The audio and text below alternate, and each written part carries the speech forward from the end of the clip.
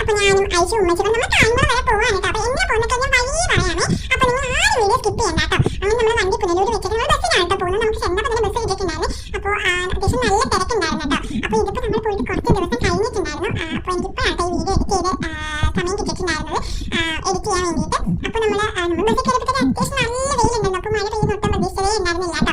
അപ്പോൾ നമ്മൾ കുറച്ച് ഫ്രണ്ടിലോട്ട് വരുമ്പോഴേക്കും അത്യാവശ്യം നല്ല മഴക്കോളുണ്ടായിരുന്നു.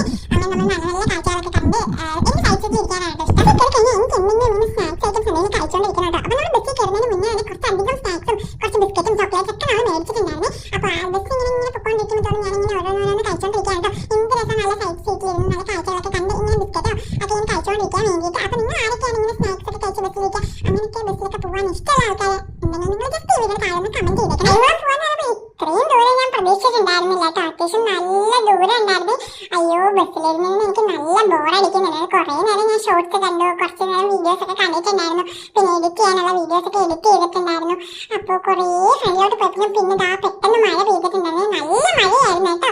അപ്പോൾ നമ്മൾ കായംകുളം ബസ് സ്റ്റാൻഡിൽ വന്നിട്ടുണ്ട്. നമ്മൾ ഈ ആളെ കാണാൻ വേണ്ടിയിട്ടാണ് കേട്ടോ പോയിട്ടുണ്ടായിരുന്നത്. കാര്യം ഇക്ക് കുറച്ച് സാധനങ്ങളൊക്കെ കൊടുത്തു വിട്ടിട്ടുണ്ടായിരുന്നു. അപ്പോൾ അത് തരാനും നമ്മൾ ഇക്കയ്ക്ക് കുറച്ച് സാധനം അങ്ങോട്ട് കൊടുത്തു വിടാനും കൂടെ വേണ്ടിയിട്ടാണ് കേട്ടോ നമ്മൾ വന്നിട്ടുണ്ടായിരുന്നത്.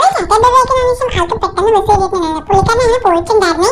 അങ്ങനെ നമ്മൾ സാധനങ്ങളെല്ലാം എടുത്ത് ബാഗിൽ വെച്ച ശേഷം തൊട്ടടുത്തുള്ള ഒരു കടയിലേക്ക് പോയിട്ടുണ്ടായിരുന്നു. അടിപൊളി സൂപ്പർ ബിരിയാണി കഴിച്ചിട്ടുണ്ടായിരുന്നു. അപ്പോൾ എനിക്ക് ഭയങ്കര ഇഷ്ടപ്പെട്ടു. വിശപ്പിന്റെ കൂടുതലുണ്ടാകുന്ന അറിയില്ല, ബിരിയാണിക്ക് ഭയങ്കര ടേസ്റ്റ് ആയിരുന്നു.